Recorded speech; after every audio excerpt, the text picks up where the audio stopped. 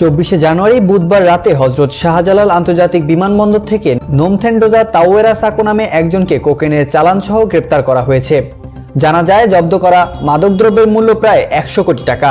আফ্রিকার দেশে মালাউ এর এক নারী 8 কেজি 300 গ্রামের এই কোকেনের চালানটি বাংলাদেশে নিয়ে আসেন। বৃহস্পতিবার রাজধানীর তেজগাঁওয়ে অবস্থিত ডিএনসির উত্তর কার্যালয়ে আয়োজিত এক সংবাদ সম্মেলনে এসব তথ্য জানান মাদকদ্রব্য নিয়ন্ত্রণ অধিদপ্তরের পরিচালক তানভীর মমতাজ। তিনি বলেন, কোকেন চোরাচালানের আন্তর্জাতিক সিন্ডিকেটের দেশি ও বিদেশি সক্রিয় কয়েকজনের সদস্য বাংলাদেশকে ট্রানজিট হিসেবে ব্যবহার করার উদ্দেশ্যে কোকেনের একটি বৃহৎ চালান আফ্রিকা থেকে কাতার এয়ারওয়েজের একটি ফ্লাইটে একজন আফ্রিকান নাগরিকের মাধ্যমে ঢাকায় আসবে এমন তথ্য পাওয়া যায়। বুধবার এপিবিএনকে সঙ্গে নিয়ে মাদকদ্রব্য নিয়ন্ত্রণ অধিদপ্তরের একটি টিম গঠন করে বিমানবন্দরের 8 নম্বর টার্মিনালের বোর্ডিং ব্রিজ এলাকায় অবস্থান করে। ফ্লাইটটি থেকে নামা সকল বিদেশি যাত্রীকে আমরা ফলো করি।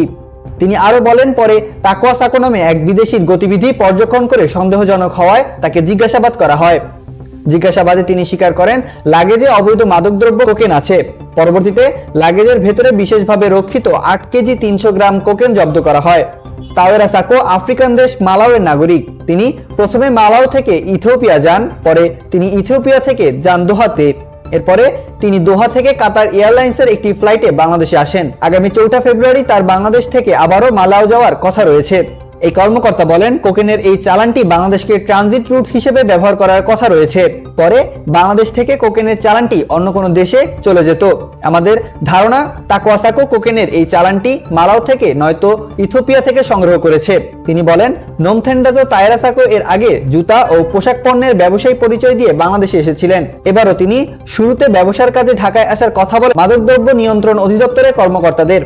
সংবাদ সম্মেলনে বলা হয়, এই কোকেন চোরাচালানের সঙ্গে বাংলাদেশের একজন এবং বিদেশি কয়েকজনের তথ্য পাওয়া গিয়েছে। এ বিষয়ে আরো তদন্ত চলছে।